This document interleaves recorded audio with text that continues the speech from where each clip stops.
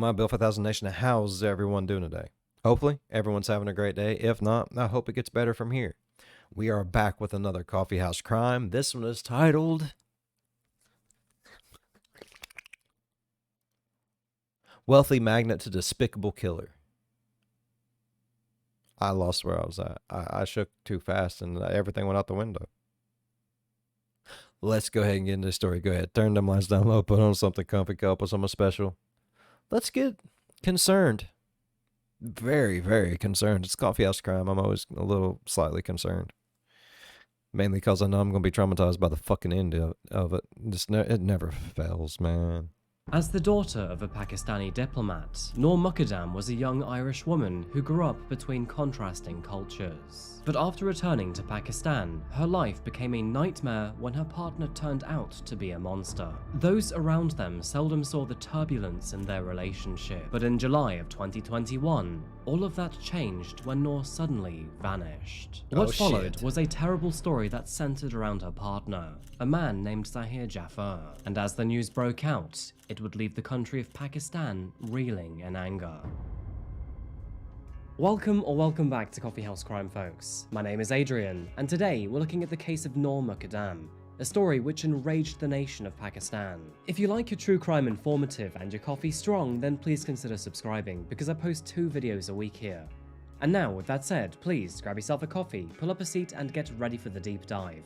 This is the case of Noor Mukadam. Mukadam. Mukadam. Well. Today, we're heading somewhere new and extraordinary. A place brimming with natural beauty and a very different way of living. So on that note, welcome to the ancient land of Pakistan, folks. Really? Sandwiched between the Himalayas and the Arabian Sea. I don't know a whole lot about Pakistan, but that is fucking beautiful, bruh. Why does everywhere look so pretty? I live in Ohio. I don't get to see shit like that.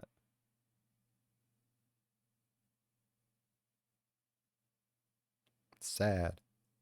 This country displays some incredible contrast between its many terrains. From its tall snow-topped mountain peaks, right the way through to sprawling plains and deserts rich with flora and fauna, there is a huge amount of rugged natural beauty here. Sadly though, when it comes to safety, the international perspective on Pakistan is not so favourable, and unfortunately that is reflected in its numbers. In the year 2015, this country ranked 125 out of 141 when it came to tourism, leaving it pretty much at the bottom of the table. Now, the government is trying to fix this by making its ancient palaces, temples, and fortresses more accessible. Though, quite surprisingly, tourism is still very heavily regulated to certain areas, leaving most of the country out of bounds to all foreigners. When it comes to Pakistani culture, there are many contrasting issues here too. Some of you will know that female discrimination is a massive problem in this country. Yes. I mean, women aren't even allowed to cycle here,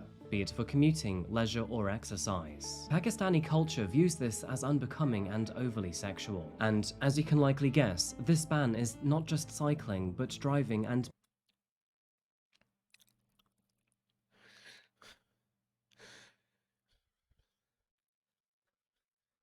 overly sexual? Riding a fucking bike is overly sexual? Does the bicycle seat come off to be replaced by a special attachment? Is she butt-ass naked while she's doing it? How the fuck is riding a bike sexual? A horse, maybe. I could see that. That's kind of sexy. A bike? I've watched Murder, She Wrote, and I have never once been like, man, Angela Lansbury isn't a sexy woman for riding that bike right there. Let me tell you.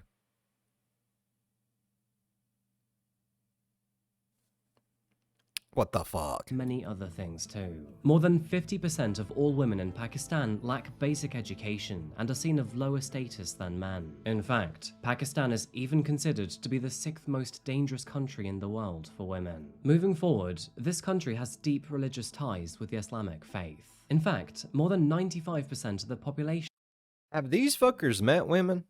They do realize you can have a lot of fun with them, right? I don't get it. I don't get it. What's the point of owning a Ferrari if you can't, drive it around town and show it off, bruh? Identifies as Muslim here. This is an extremely high percentage for any country, by the way. I mean, in comparison, only 60% of Americans identify as Christian. The capital city of Pakistan, named Islamabad, is even named after their religion, which literally translates to the city of Islam. Anyway, in the urban landscape of Islamabad is where our story unfolds today. Distinguished as the safest, most pristine, and economically affluent city in the nation, it has a reputation for boasting the highest standards of living in the country. A predominant demographic within this city comprises of many individuals belonging to both the middle and the upper classes, and sophisticated condominiums and opulent public amenities dot the urban canvas. And amongst this wealthy backdrop, we can find our central figure in today's case. That's beautiful. That being a 27-year-old woman named Noor Mukadam. Beautiful young lady.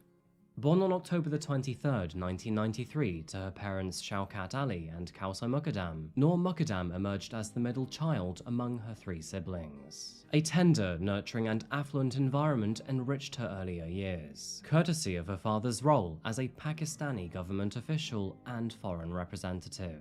It was during her younger years that the family relocated to Ireland, and more specifically to the city of Dublin. And all of this, of course, was instigated by her father's budding career. Still in her rather impressionable years, Noor absorbed the cultural ethos of Ireland, imprinting its many values upon her upbringing. It was here that she attended Our Lady's Grove Primary and then secondary school, where she would continue to have a happy and carefree childhood. Living here for most of her childhood, Noor fully assimilated into her local Irish community, forging long-lasting relationships that would span for the rest of her life. She had two friends that she was particularly close to, and between the three of them, they forged a very strong friendship with an inseparable bond. They all described Noor as beautiful with an incredibly kind heart, and the three of them would often go shopping in the local shopping centre, as Noor was well known as a fashionable woman. Noor truly felt a deep connection with Ireland. I mean, all of her friends were there. Who She blended wouldn't? into the vibrant community. Ireland's the fucking shit, bro. It is. And there were I love so it. many opportunities for growth. So, when she received the news that her father's work required the entire family to return to Pakistan, it is understandable that she felt a wave of grief and disappointment. Despite her desire to stay behind in Ireland and forge her own path, she unfortunately wasn't old enough to do so yet. And so, with a heavy heart, she had to return back to Pakistan with her family.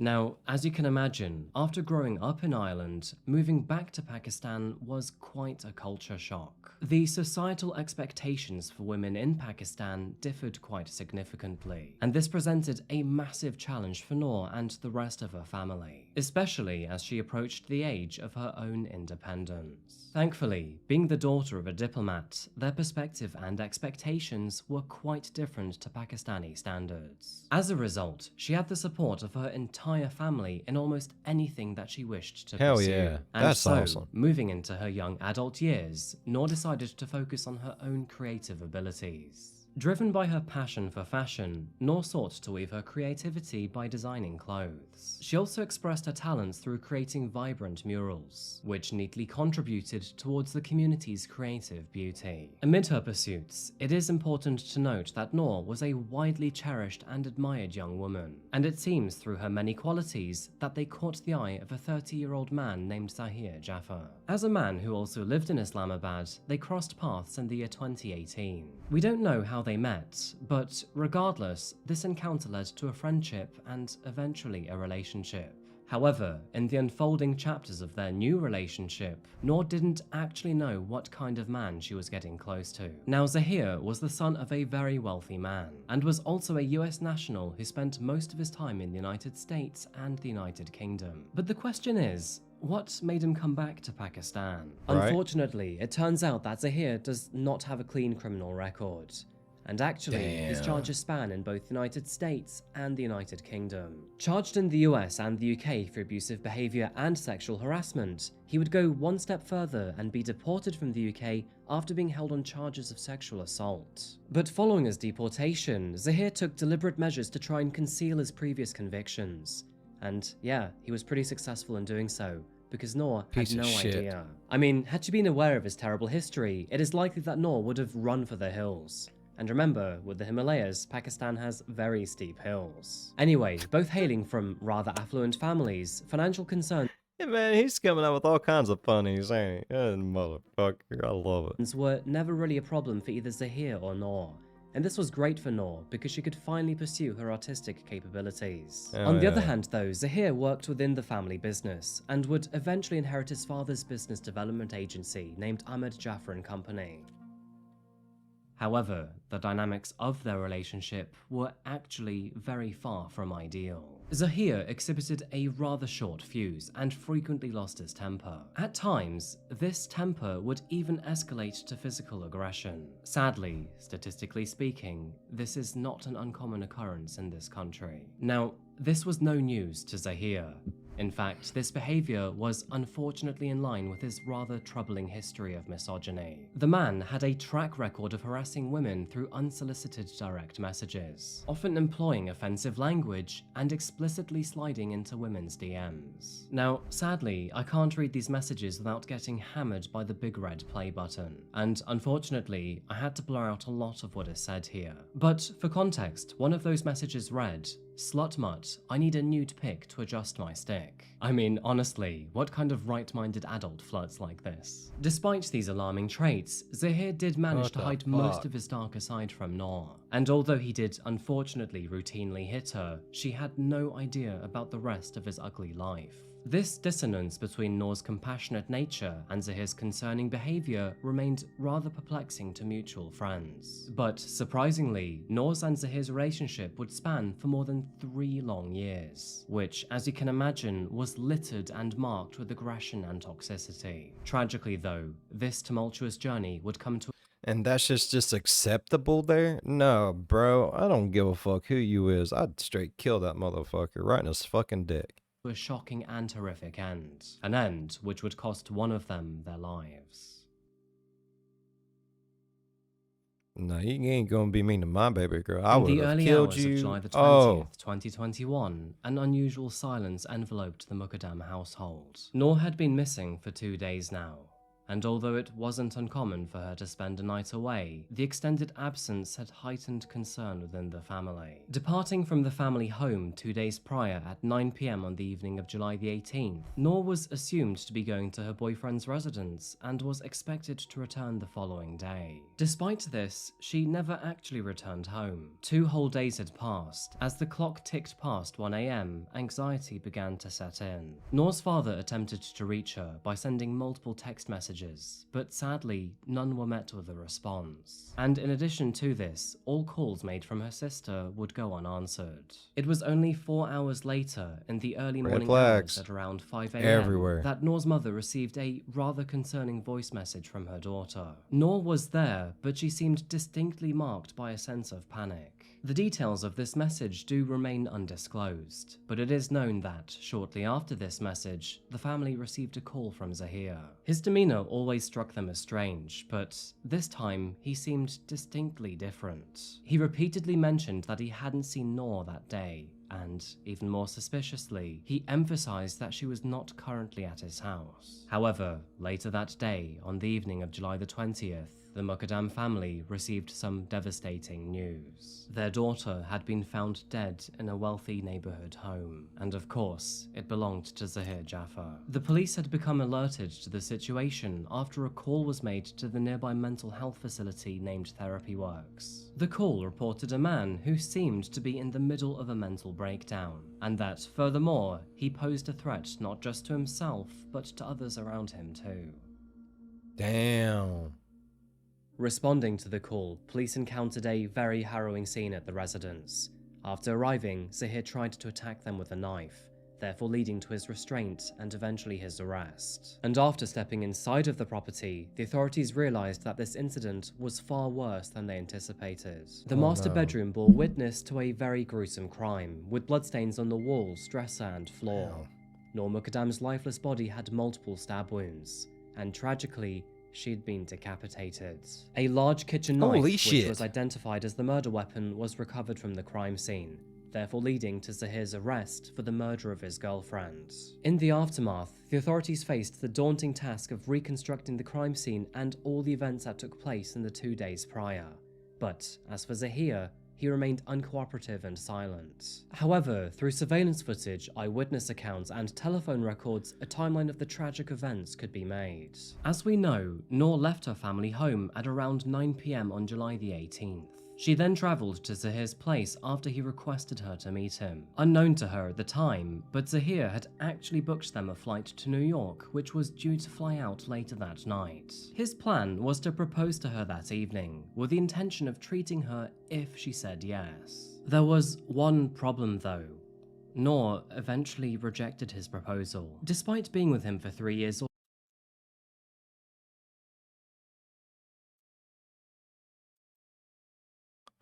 Oh.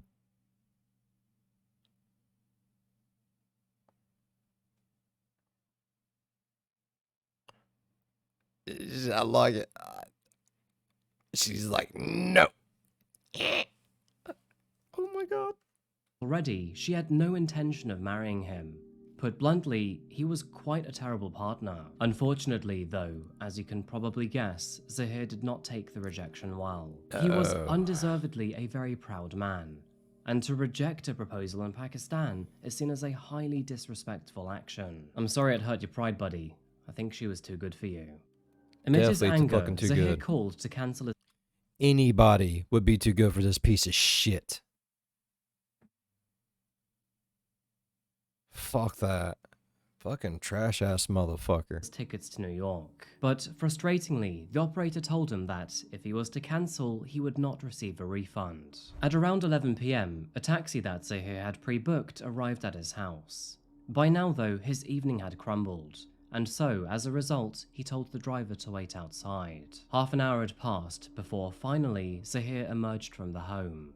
But he was not alone. In his shadow, he was angrily dragging Noor behind him, into which he ordered her to get inside the taxi. During the journey, the taxi driver observed a rather unsettling dynamic between Zahir and Noor. Noor remained in complete silence, while Zahir dominated the conversation between them, speaking and shouting at her rather than engaging in any sort of two-way dialogue. However, on the way towards the airport, Zahir then abruptly instructed the driver to return home. When the driver asked him about the sudden change in plans, Zahir claimed that they would no longer make their flight on time, and so the duo returned home together, arriving back at the property at around 2:20 AM. It seems that Zahir was adamant about having Noor accept his proposal. He refused her to leave the property, even to the extent of physically forcing her back inside, and sadly, locked behind doors and forced to face verbal and physical abuse. The following day unfolded into a series of very disturbing events. Ironically, Zahir's own surveillance I don't even want to hear none of this shit, bro. Good God. Coffeehouse Crime, bro. Every time, Adrian, bro. My brain. cameras became instrumental in this case in documenting the extent to which he was willing to regain control. Surveillance footage reveals Noor arriving at Zahir's residence at 10:19 PM on July the 18th. The next sighting of her occurs in the early hours of the 19th, when she is seen attempting to leave the property. Unfortunately though, she was then physically restrained and dragged Hold on. Let me move my big ol' ass. Boom. back inside by Zahir in a rather aggressive manner. More than 24 hours later, and just after 7 PM on the next day, a distressing incident unfolds. Noor, who was grappling with desperation, jumps from a second-floor balcony in a desperate attempt to escape. One thing to highlight here is that this surveillance footage actually captures the presence of 2 other men in the background, but sadly, both of them seemed rather indifferent to the events happening right next to them. In another clip, another man can be seen beside Zahir as he releases Noor from a guard hut. Tragically, he had locked her inside where she was then unable to escape, and regrettably, this security guard did nothing in that time to help her. The aggressive nature of these interactions show how angry Zahir was at Noor and how little he respected her. Quite simply, he was furious that she rejected his proposal, and tragically, he wasn't taking no for an answer. Sadly, Piece these of are the last shit. images taken of Noor alive, because police believe that, after being dragged inside, Zahir snapped. If Zahir couldn't have Noor, well, then nobody could. And so, after dragging her upstairs into the bedroom, he grabbed his gun, shot her once, stabbed her multiple times, and then decapitated her. Realizing the gravity of the crime he had just committed, he began to panic, and so he called the one person he could trust, that being his father, Zahir. This call only lasted around 46 seconds, and unfortunately, we don't know what was said during this time. But what we do know is that afterwards he called his father's friend for help.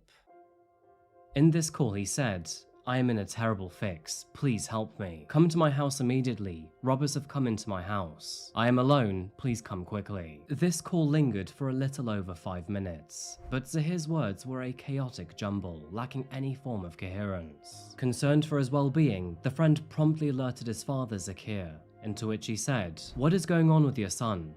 Something does not seem right. He has never called me before. I don't even have his number saved on my phone. I feel he has gotten himself in a sticky situation." After the alarming call, his father contacted Therapy Works to arrange a home visit for his son. While doing this, he also frantically reached out to his friends, offering various excuses to try and lure them to his residence. Upon the arrival of the Therapy Works team and then the authorities, the gruesome discovery of Noor Mukadam's headless body unfolded. No surprise, Zahir Jaffer was arrested just moments later. 4 days later, Zahir's parents and 2 other male staff members from the household were all arrested under suspicion of being complicit in the crime, all of which was substantiated by compelling surveillance footage left at the property. Moving into the legal proceedings of this case, there is little to no doubt that Zahir is guilty in Noor's murder. This was supported by a wealth of evidence, including phone calls, surveillance footage, the crime scene, and eyewitness accounts. Now, Zahir's parents were ultimately released. However, the same thing would not happen for the 2 guards who were present during Noor's murder. Eventually, both men were sentenced to 10 years behind bars for their complicity. It is clear to see that they failed to alert the police when they knew that Zahir was being violent towards Noor. Legal proceedings commenced swiftly after this, and this was possibly fueled by the widespread attention that her case received on social media. The hashtag Justice for Noor trended in Pakistan, therefore making way for a larger conversation about violence against women to take place.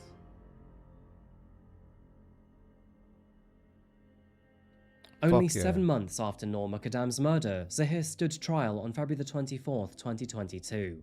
And despite the mountain of evidence against him, he arrogantly pleaded not guilty. He also claimed to have been wrongly convicted, and although the crime happened in his property, he believed it must have been a robbery gone wrong while he was away. You can already see that his story was not quite adding up though. I mean, apart from nothing being taken from the property, decapitation seems a little far-fetched for robbery. And with the way that Noor was murdered, whoever had killed her must have felt an intense level of rage, which means they must have had a personal connection to her. Now, let's be honest here, this case was pretty much a slam dunk in the courtroom, and almost everyone believed he was guilty. I mean, at one point outside of the courtroom, he even admitted to killing her. But, legally speaking, this confession was not admissible in court. Zahir's attempts to deflect and deceive the courtroom proved to be unsuccessful. In fact, they went so terribly wrong for him that he ended up receiving the harshest sentence possible, that being death by hanging. Noor's family, and most particularly her father, found great solace in this judgment. Having sought the death penalty since the very beginning, they finally achieved justice for their lost loved one. Now, despite the severity of his sentence, Zahir had the audacity to appeal. He would even claim that his punishment was apparently disproportionate to the crime, and furthermore claimed that the media attention on this case had influenced the judge to appease public sentiment. Now, fortunately, the judge would dismiss Zahir's appeal and further reconfirm his death sentence. I mean, in Zahir's case, it looks like justice truly mirrored the principle of an eye for an eye. Despite all of this, his execution by hanging is still yet to be carried out. This process in Pakistan can often take years, if not decades, which is quite similar to America. The final verdict brought relief not only to Noor's family and friends, but also— That's fine. It can take a minute. It can take a minute. I hope he's getting it in his ass every moment of every day until he is hung. It'd make me happy.